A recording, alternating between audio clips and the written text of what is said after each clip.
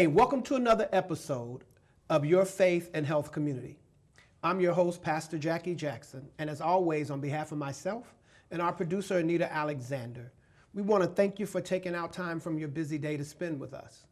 Prayerfully, we'll share some information with you that will be life-changing, that will be quality of life enhancing, that will just make your day. But before I start, you know I've got to ask the question about healthcare. Have you gotten enrolled in healthcare? Do you have health insurance? Listen, there is an epidemic that's quickly becoming a pandemic, and it may have already, and that's the coronavirus. That is going around. At first, it was just worried about it because it was overseas. Then they were concerned about people bringing it. But if I remember correctly, today I read that someone in California has contracted it, and they haven't been overseas, nor have they been in contact with anyone. They've gotten it. How? No one knows. So that means that you and I are at risk. So you need to have health care. If you haven't gotten enrolled, you know you can go to Medicaid. If your income is $16,228 or less and you're single, that makes you eligible to enroll in Medicaid. That covers your dental, vision, doctor's visits, emergency room, hospital stays, prescriptions. It covers all of that. You need it. Now, if you're single and your income is above that, then you want to go to the marketplace. Now, open enrollment for the marketplace is closed. I need to go back and say enrollment for Medicaid is year-round. It doesn't close. But for the marketplace, it's closed unless you've had a life-changing event. You recently got married or divorced, had a baby, changed jobs, just moved into the state that you're in this case, Ohio, or if you're coming home from a correctional institution. That's called a life-changing event, and you have 60 days from your life-changing event to be able to go into the marketplace and enroll for health care. Also, just to let you know, for Medicaid, if you're a family of four and you have a combined income of $44,500, that makes your whole family eligible for Medicaid. Coronavirus is serious, just as everything else, heart condition, high blood pressure, diabetes, you need to be covered. Listen, medical bills are one of the leading causes for people having to file for bankruptcy. So I'm not going to harp on that. You hear me do it every time. Hopefully you've done it. If you have, give yourself an applause. If you haven't, get your behind somewhere and get you some health care. So I'm done with the health care for now. Till next time.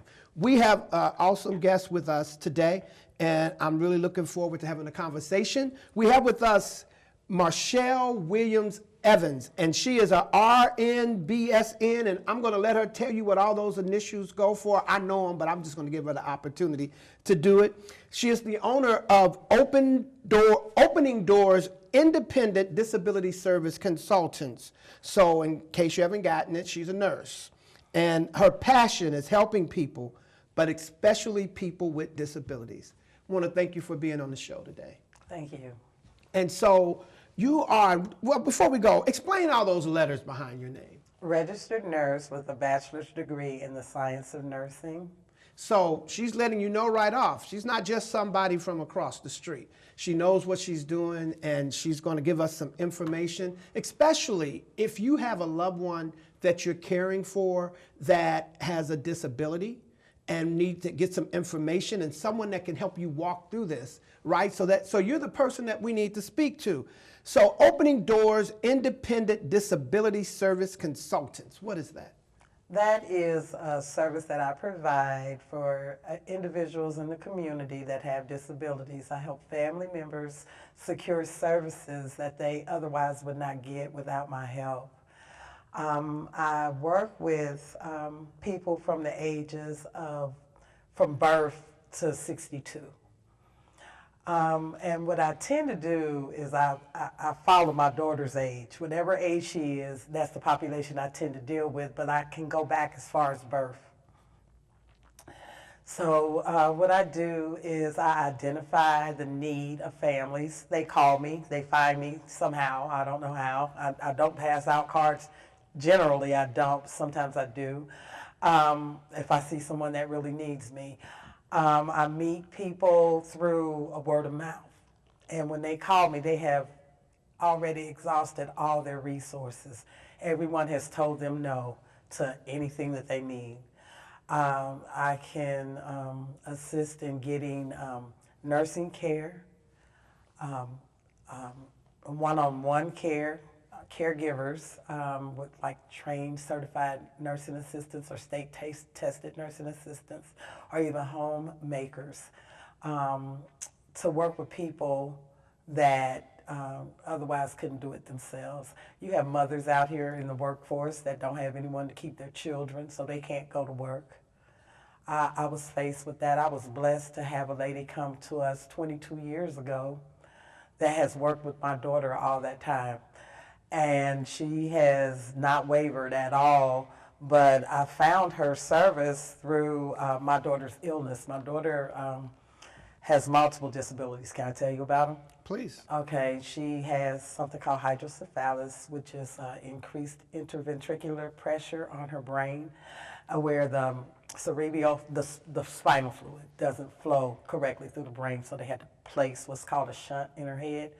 And they did that when she was 4 days old, and they have revised it, which they have to take it out when they grow. They have revised it 10 times.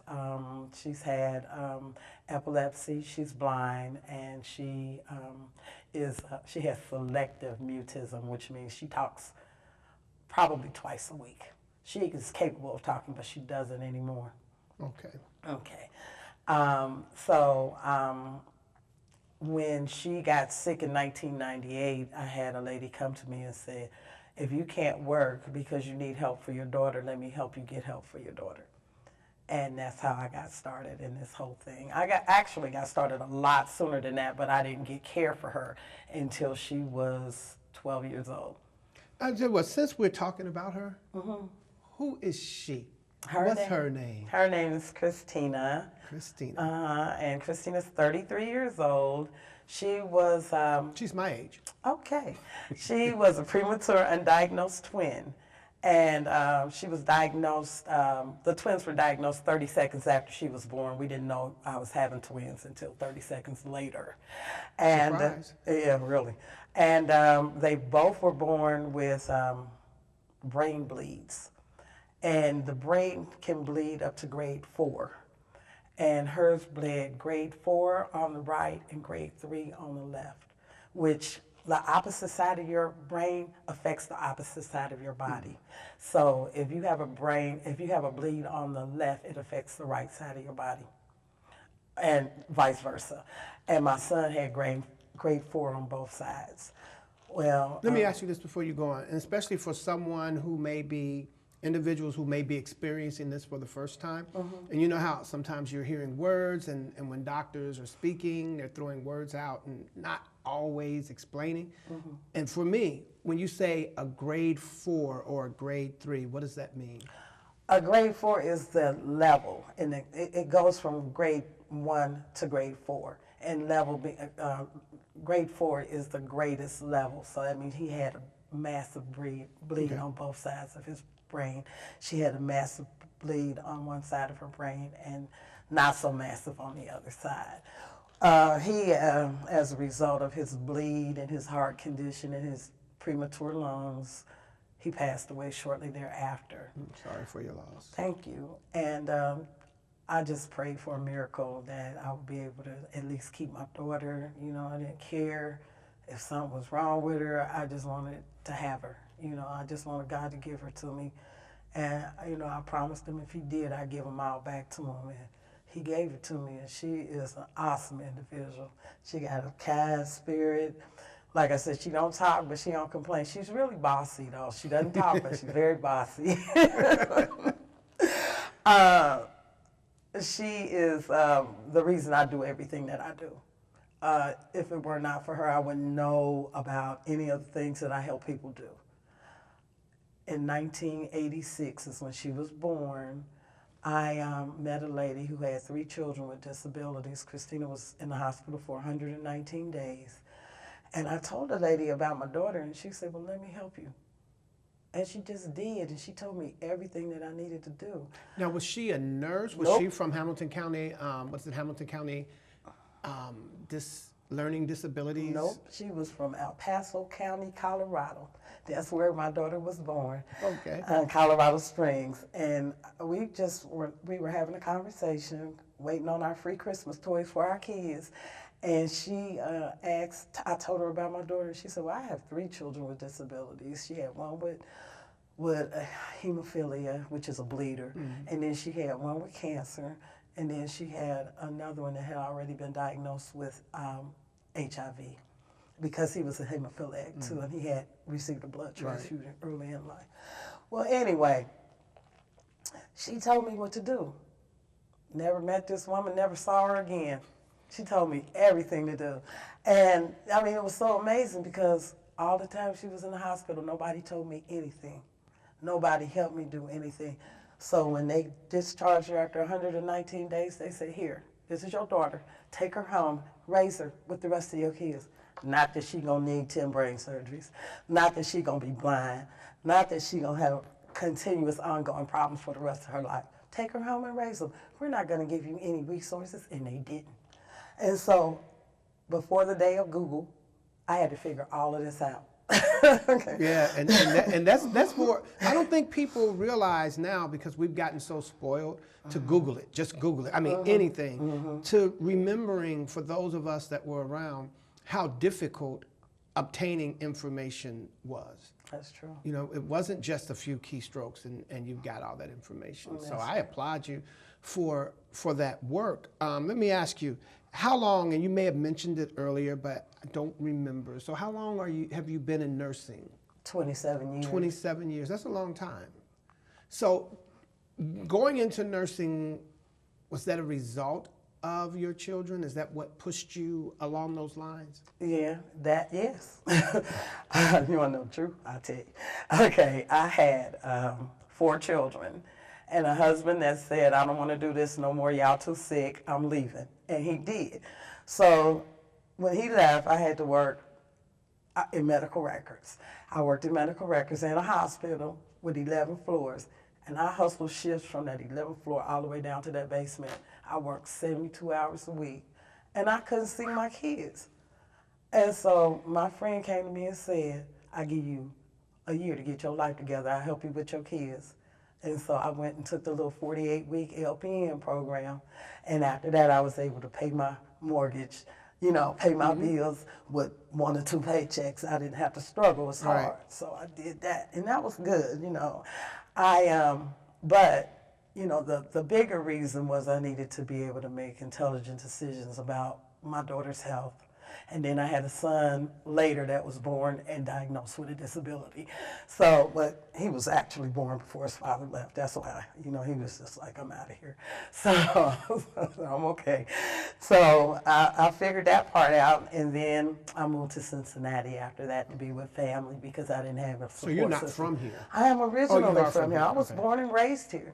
Yeah, I moved away. I went to the Army in 1981. I'm a veteran. I did 9 years in the United States Army, and when Christina was diagnosed as deaf blind, I got out. Well, first let me say thank you for your service. Thank you. Where'd you do basic? Fort McClellan, Alabama. Alabama. Okay. Where'd you do your AIT? My AIT in Fort Sam Houston, Texas. Fort Sam. Oh, all right. Wait, what was your MOS? A 71 Golf and a 91 Alpha. 71 Golf is a patient administration specialist, and a 91 Alpha is a basic field medic. Well, I mean, you were at Fort Sam, so I guess that doesn't necessarily transfer for people to know. I was in a MASH. But you were at Fort Sam. I know what you were doing. I just wanted for you to let people know what you were doing there. What drives? Because I understand your drive for your daughter, and that makes sense for your children. Everyone's drive for their children doesn't always transfer to drive for everyone else. But in your case, it seems that what God did was what somebody else might deem something bad. God said, no, it's not. This is my child. I'm going to put on loan to you because I trust you're going to do what needs to be done. And in the process of that, I'm going to bless you with some things far beyond what you may have thought about. And so I'm just throwing my 2 cents in, believing that's what he did. But your passion to start your organization, your company, that also helps other people? Is it a pay it forward from this woman who may have been an angel, since you said you saw her then, she, no more, right? Right. But is that where your passion to help other people come from, or what drives it? It is. I help people because somebody had to help me. And people just don't know. Cincinnati, Hamilton County is the most underserved county that I have ever seen. And I've been a lot of places. I've lived in 9 states, so you know I've been a lot of places. And people just aren't getting services. I know parents that have children that are 25 years old, never had a caregiver, never got free diapers, never got free formula, you know, and they qualify for all this stuff because once your child turns 18, they're their own person. Your income no longer matters, okay? So I help people because it's always been in my nature. Always been in my nature to help people, but to help people get things that they really need is even more so in my nature. So, but all of this stems, and it makes sense from knowing and understanding. You've been through it, so you know what it's like to be a mother or to be a parent with a child with a disability and not have any help. Right. Like you said, at the hospital, up and down from floor to floor, 72 hours away from your children, period, is rough. Then when you have a child with disabilities and hoping that whoever or wherever they are, they're being taken care of. And who gives more love to your children than you can give? Right. So that part is really great. And I want to thank you on behalf of everyone that you're helping, that you've helped, that you're helping, and the ones you have not even come into contact with. I want to thank you on behalf of them. Okay. So in talking about the Opening Doors Independent Disability Consultant, Service Consulting, which is your company, what services do you help people with? What do you help them do if I come there? If you come, it depends on your need. We do an assessment and we figure out what you need. You tell me what you need. You say, I got a daughter, I got to go to work, I ain't got nobody to watch her. I said, well, are you getting, do you have a waiver? Do you have a support administrator? They tell me no. I get them enrolled. I help them go through intake through the Department of Developmental Disability Services, and then they get on a waiting list. It depends on what your need is. Sometimes I've seen people, in fact, one of my success stories is I've seen a man go from number 1,500 to number 7 in less than an hour because I was You there. mean on a list, on a waiting list? On a waiting list. From 1,500 to number 7. to number 7. Yes. That's amazing. Oh, yeah, that's I think everyone should be dialing your number. But, you know, and since you put that, let me ask you then, because I can't say I personally know what it's like to be on a list waiting for help of that nature with my children. But for someone it is, and they should reach out to you, what is it about your company, your organization, that puts you maybe above, or we're not going to go into competition, but what separates you from some of the other organizations that make the work that you do, that you could get someone from 1,500 to 7? Oh, of course I want the truth. Okay, because I got a really big mouth and I'm not afraid to speak up. That's number one. Number two, I know the rules, and if you know the rules to the game, you can play. If you don't know, they'll shut you up, sit you down, and then you don't have anywhere else to go. You know, I'm in this fight right now with a client who has a special request, and I don't think anybody should be eliminated because they have a special request. I think that if you have a special request, your need doesn't change. You can't take away those services because your need doesn't change. You continue those same services. I'm willing to fight. Are the parents willing to fight? I don't know. Well, Jesus said you have not because you ask not. So I'm asking for everything. Hey, listen, may as well ask for it. Well, I'd say shoot for the stars, land on the moon. Exactly. You know, or shoot for the moon, whichever one it is, shoot for the highest one. And then if you don't hit that goal, at least you still shot high. Exactly. So that part is good. Do you do seminars or workshops? I do. So tell us about some of these seminars. Listen, I do a seminar once a year, sometimes twice a year, just depends on where I can find interest. If I call a group, I have a group of ladies in Cincinnati called the Triple Jeopardy Group. Triple Jeopardy. Triple Jeopardy is African American women with developmental disabilities. You have to be between the ages of 18 and 62. And that's anybody. You can be a grandmother, you can be a consumer, you can be a parent, you can be an auntie, you can be anybody, okay? And you come to those seminars and you get all kinds of information. Where to go get help, what help is available for you in the area that you live in. We do state resources, we do federal resources, and we do county resources. That's really good because we cover the gamut of services that are available to us right here in Ohio. And a lot of times people just don't know. So what happened with me is I met a lady in 2006, and I met her over the phone because I was trying to apply for a grant, which I had never applied for a competitive grant. And she said, well, since you haven't applied for a competitive grant, would you be willing to work with me and I'll just pay you? I said, okay. Money. So anyway, I said, yeah. She said, well, do you know 8 women in Hamilton County with developmental disabilities? I said, well, I don't know. Let me think about it. And I said, well, no, I don't. And she said, oh, that's too bad. And then I started thinking, everybody in my circle is either a consumer or a provider or a parent or a grandparent, everybody. So I put the word out that we were going to have this program and what it was called and what it was about and what we were going to be doing. And before you know it, I was only supposed to have 8 women. I had 32.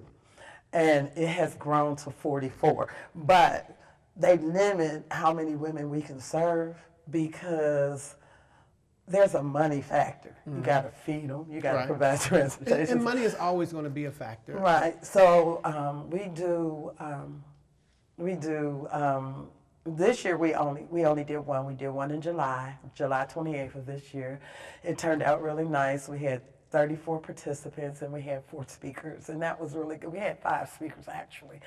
And we talked about housing, we talked about affordable housing, we talked about accessible housing, which is a real problem. And then we talked about caregivers. There's a caregiver shortage in Hamilton County. There's a national caregiver shortage. But the state places limits on how many hours you can spend with an individual a week. Okay, and I guess that makes sense. And I hate it that we're running out of time, but if you could this is just a really short question. To work with your organization, does someone first have to be certified, I guess, through that they're, that they have a learning disability or disabled through an agency, or can they still come to you, or do they need like a referral? No, they can come to me. Disabilities don't have to be documented, they just have to be implied. Okay, I love that. Okay. Marchelle, thank you so much. Definitely some information. You're one of my heroes just from what you're saying about working with your daughter, your children, and watching your face when you were talking about your daughter. You always kept this big smile on your face. So I know that's love and not like, well, I just got to do this or anything. I could see the love, and when you talked about her, and especially her being bossy and stuff, you lit up. So I want to thank you for that. And we've got to have you back again, and definitely be in prayer for the work that you're doing and for your organization, that it becomes nationwide, that it begins to expand. So thank you again. Thank you. Listen, you've gotten some information. If you have a child, a loved one, a husband, a spouse that is dealing with a disability, you know to reach out. You know that there's help. And you can go beyond, I guess you could say, the normal. I don't want to say normal, that's wrong. But you can go beyond what is the status quo. We know there are organizations, we know that you can go to the state, you can go to the county. But there are also some other organizations that may not be county or state funded that you can go to. People who are living through and have lived through and living through what you're going through. So Anita, our producer, will put up information on how you can get in touch with Marchelle and her organization. Use the number, get help, and until the next time we talk, stay faithful, stay healthy.